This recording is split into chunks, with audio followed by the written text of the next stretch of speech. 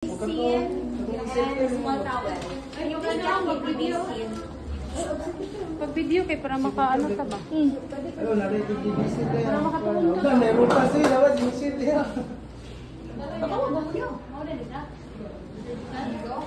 Open the foot part. Surgical. Open the foot part.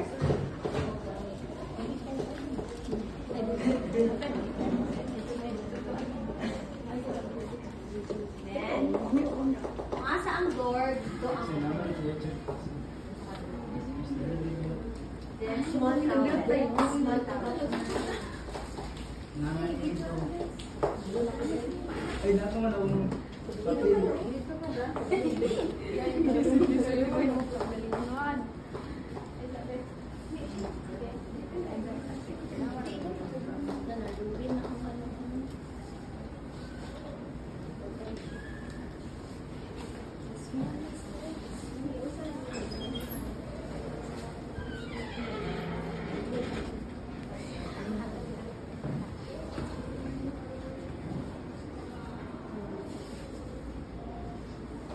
Then, fan fold sideways.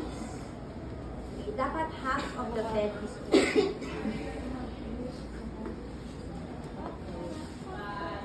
Okay. Ano pang kulang? This one, you fold this one like a rubber sheet. Good side, inside.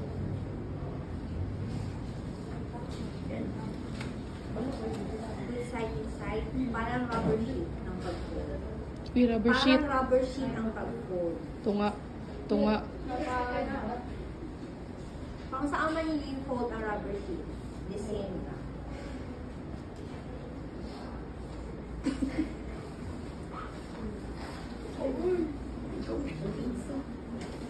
Sige ka nga.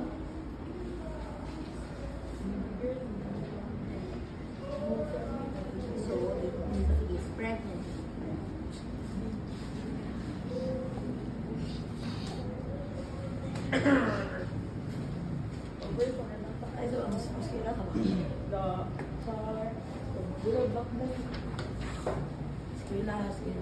And below case.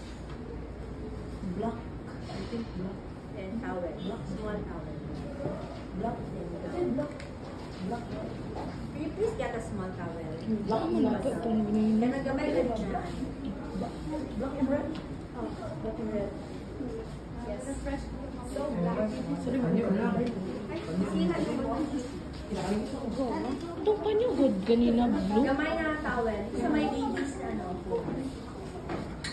Okay, this one is surgical bed or post-operative bed. So, the same lang siya sa open bed, no? Ang nagkaiba lang is the top sheet.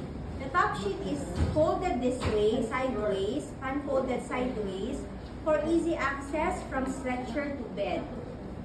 So, the patient will be easily transferred from the stretcher to bed. So, that's why naka-open siya sideways. Kung saan ang door, nandun ang opening.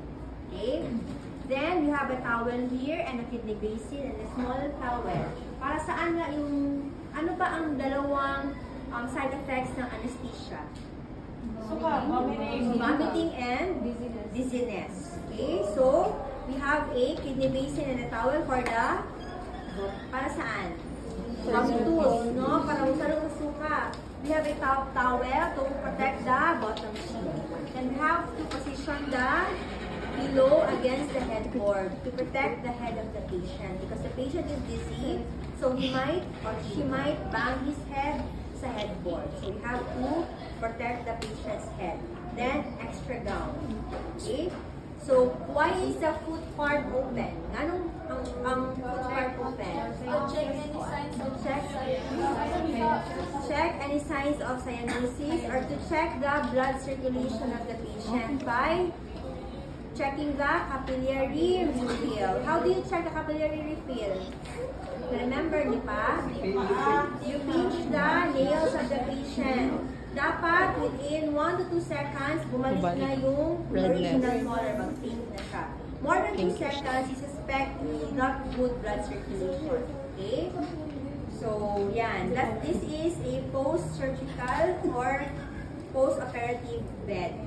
This bed is meant for patients after operation or after surgery. So, nakuha. So, next, obstetrical bed. Ang obstetrical bed naman, our bed is a